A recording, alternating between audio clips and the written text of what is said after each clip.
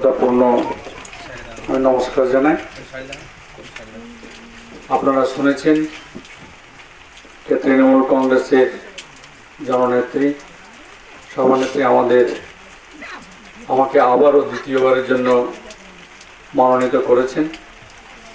গত 5 বছর যেভাবে আপনাদের সঙ্গে পাশে থেকেছি বা আমরাকে যেভাবে আপনারা দেখেছেন, বিগত দিনে আরও অনেক সাংসদ এসেছিলেন, এনাদেরকেও দেখেছেন।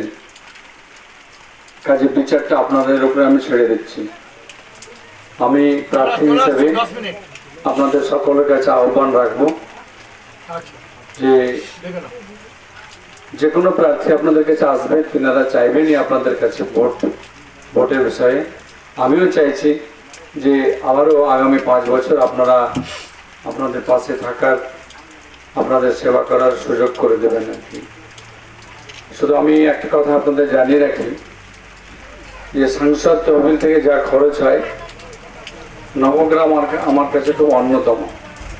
আমার শ্রদ্ধেয় দাদা আছেন আর কি, আমার অভিভাবকের মতোই। আমার যাকে সবটা বলতে পারি আমার যে কোনো সমস্যার বিষয়ে, তো আমি অভিভাবক হিসাবে ওনাকে মেনে নেওয়া, এবং তিনি জানেন আমাকে। এবং এই নবগ্রামের উন্নয়নের জন্য তিনি যেভাবে ছুটাছুটি করেন, যেভাবে কাজ করে দেখেন, এবং নবগ্রাম ব্লকের শুধু নয়, নবগ্রাম বিধানসভার ছাড়া আরও অন্যান্য পার্শ্ববর্তী ব্লকেরও মানুষ যেভাবে ওনাকে চেনেন, জানেন, আমি অভিভূত। এইরকমই আমাদের প্রয়োজন একজন জনপ্রতিনিধি, যিনি মাটিকে জানেন, যিনি প্রতিটি অলিগুলিকে জানেন, যিনি প্রতিটি মানুষকে জানেন।